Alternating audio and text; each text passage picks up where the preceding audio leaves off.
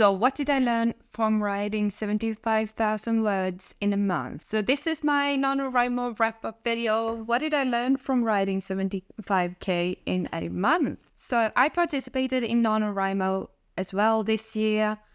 And since I have been writing every day for, more than 250 days, writing every day was not the challenge for me, but I did end up finding some road bumps on the way during NaNoWriMo, and I wanted to talk to you guys a little bit about that, because despite me having a fairly solid writing routine, I still, there will always be challenges when it comes to writing, and I guess NaNoWriMo is a great opportunity to learn and see how you react to writing consistently over time. And for those of you who don't know what NaNoWriMo is, NaNoWriMo stands for National Novel Writing Month. It is a worldwide challenge where writers come together and try to write 50,000 words in a month. That equals 1,667 words per day if you want to write, consistently every day. And I have participated quite a few times and won a few times as well. And how did it go? How did NaNoWriMo go for me? Well, as I said before, I wrote more than 75,000 words. And when I'm recording this video, I actually only have a few more chapters to write. Then I'm finished with the first draft of Wildfire, which is the working name for the book I'm writing right now. It is book 2 in a series that I've planned to write 5 books in. And when I'm finished writing the first draft for this book, I plan to go back and edit the first book. I can't wait to do that. I really look forward to, continuing living in this magical world that I've created. The thing that made November a little bit harder than I had anticipated was the fact that here in Sweden it gets quite dark during this time of year in November and now December. It's like the sun is only up for a few hours, and that hit me quite hard this year. I got tired, more tired than usual. I did not have the same energy waking up super early anymore. I started snoozing, and I guess I felt more sleepy and needed to rest more.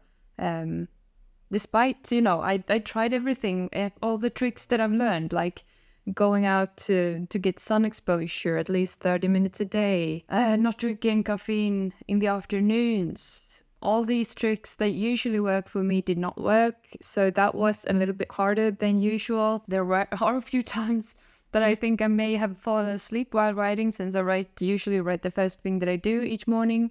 It will be an interesting edit.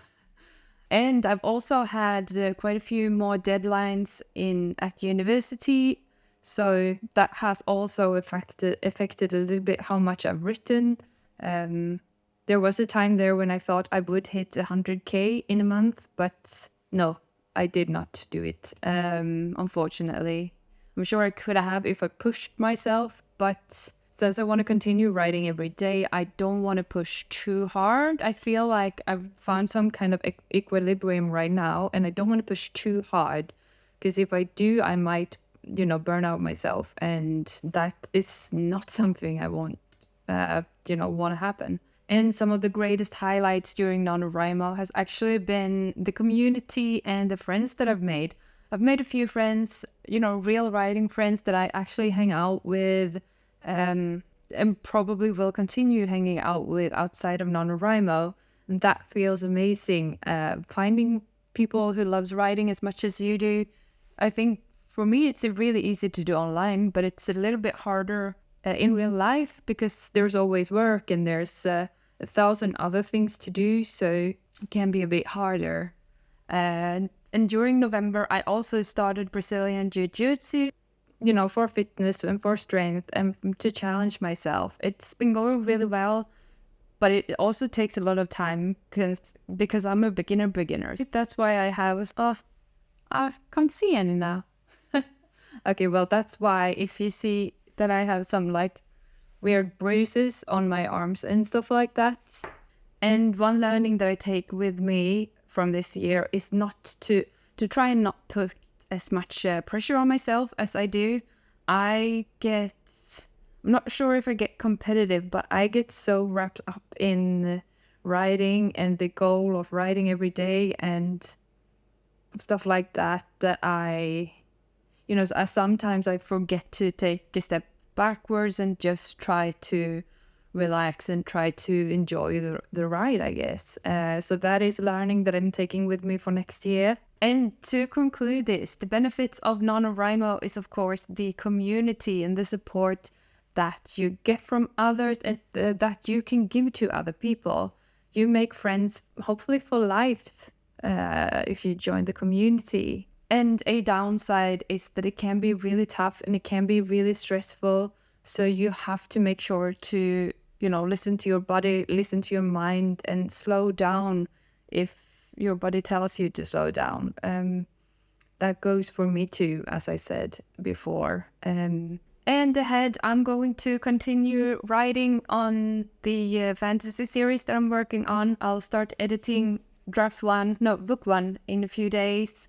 And for school, I'm considering writing I'm thinking about writing the first draft of book 3, or maybe a complete spin-off that will be a bit more high fantasy. I'm not sure yet. Time will tell. I'm going to do a 2023 wrap-up video in a few weeks, so maybe I will know by then. And if you like this video, please hit the like button and subscribe for more content like this. Thank you so much for watching. My name is Natalie. And a quick question for the audience out there. Have any of you published a book? If you have, I would love to read them, especially if they're in English or Swedish, because those are the languages that I know best. But if you have, please, leave me a link in the comments and let me know what your story is about. Thank you so much for listening. See you soon.